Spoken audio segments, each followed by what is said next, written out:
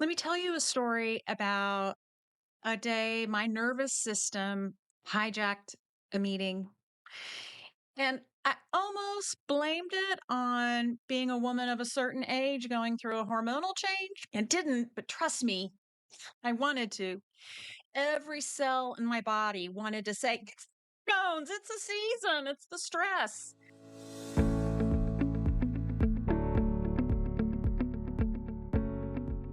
But if you've been with me for a while, I teach 100% responsibility. And if I'm going to stand in front and demand the truth from my clients, I better practice that myself. So here's what actually happened and why it became a defining wake up moment in my leadership journey. I invite you to consider this for yourself. So picture this, it's a high pressure meeting. It's a new employee who honestly he wasn't doing well. And we had a quick turnaround timeline and too many competing priorities. And I was already agitated because of the aforementioned. He wasn't onboarding as well as I thought he should have. And then there's me running 1,000 miles per hour, lots of stress to hit sales budgets. And because that was my default operating system at the time, everyone looked tense. I looked tense. And then the new employee asked a question he'd asked me a million times before. It was a totally normal question that today I would handle with ease and grounded presence. But that day, my body reacted first. My mouth reacted second. And my actual consciousness lagged behind for a while. My tone sharpened, my chest tightened, my heart rate spiked, and my words came out with an edge even I wasn't expecting. And the look on their face was immediate, instant, painful, and familiar because I'd seen other leaders do the same thing to me. I get it. We're human. We're not perfect all the time. And I wish I could tell you I caught myself quickly. I didn't. I wish I could tell you I apologized right there. I didn't. What I did do was feel that instant wave of regret, that sinking pit in the stomach. Oh, no, that wasn't who I want to be. That kind of moment. And again, we're humans bumping up against other humans in a workplace. Surely there's going to be moments like that. It's a moment every leader has experienced, but few will admit that out loud. And hopefully, I've given you the truth to do that. If you haven't accepted responsibility and apologized, now would be a good time. And here's the truth in that moment, I wanted to blame the employee. I wanted to blame so badly the transition my body was going through at the time. I wanted to say, my hormones are making me unpredictable. I'm blaming my emotions are so big. My body's changing. But that wasn't the whole truth. It was a factor, not an excuse. And I am not available for excuses, not even for myself. What was really going on was not Joanna being moody, it was a full nervous system hijack.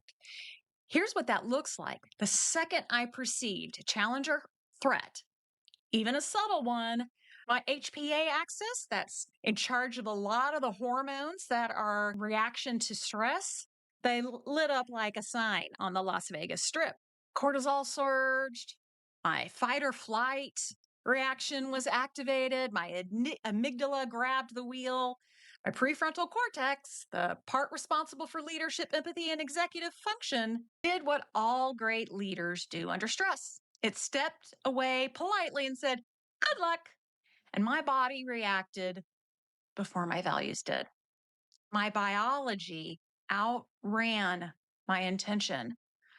My history spoke louder than my leadership identity. And that's when I realized something huge. Your nervous system is leading the room long before you ever open your mouth.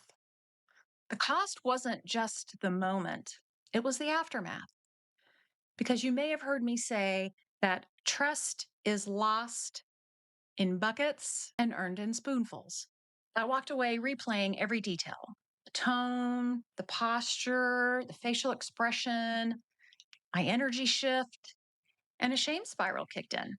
I'm kind that keeps you up at night, bargaining with yourself and wish you could rewind time. But here's the thing I now understand: shame doesn't change behavior, awareness does, responsibility does, regulation does. And that day, I was responsible for a rupture, but I was also responsible for my repair and for changing the way I led moving forward. Really got my attention. After that meeting, I made a decision: no more bypassing, no more ignoring the body, no more pretending leadership is a purely cognitive sport. Leadership is a nervous system game. I started studying the biology of stress, emotional intelligence, somatic work, breath work, the Enneagram, which is over on another channel, and everything in between. And when I learned, changed my leadership identity. When your nervous system is dysregulated, you will always lead from reactivity and not consciousness. But when you learn to regulate, you walk into rooms differently, you communicate differently, you choose differently, you lead differently. Here's the wake up call most leaders don't know they need: your nervous system is your real operating system, not your resume, not your experience, not your title, not your strategy, not your intentions, your nervous system. If it's on fire, your leadership will be too. If it's grounded, your presence becomes magnetic. Conscious leadership isn't about being perfect, it's about being present enough to notice the shift, pause, breathe, regulate, and choose your behavior instead of letting your biology choose it for you. If you've ever reacted in a way you regretted or felt like your nervous system was steering the ship, you're not alone. You're human, you're a leader, and you're ready for a new way of operating. And if you want to learn how to regulate your nervous system so you can lead with grounded presence and conscious awareness, join me in the Awareness Leadership Advantage cohort starting January 23rd. Because the leaders who change the world aren't the ones who react the fastest. They're the ones who respond with consciousness. And let's build that version of you together. And until we see each other again, I hope you have a powerful day.